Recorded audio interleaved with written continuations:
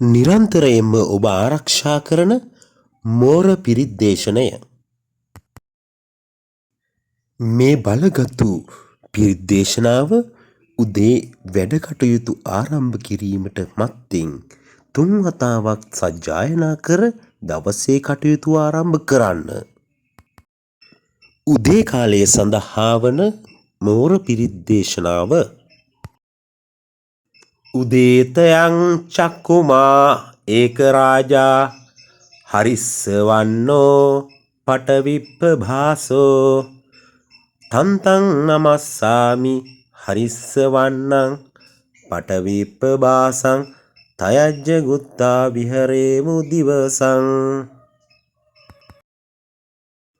ඒ බ්‍රාහ්මනා වේදගු සභ ධම්මේ තේමේ නමෝ තේච මම් පාලයන්තු නමත්තු බුද්ධානං නමත්තු බෝධියා නමෝ විමුත්තානං නමෝ විමුක්තියා ඉමංසෝ පරිත්තං කତ୍වා මෝරෝ චරති ඒසනා. සවස් කාලය සඳහා මෝර පිරිත් දේශනාව.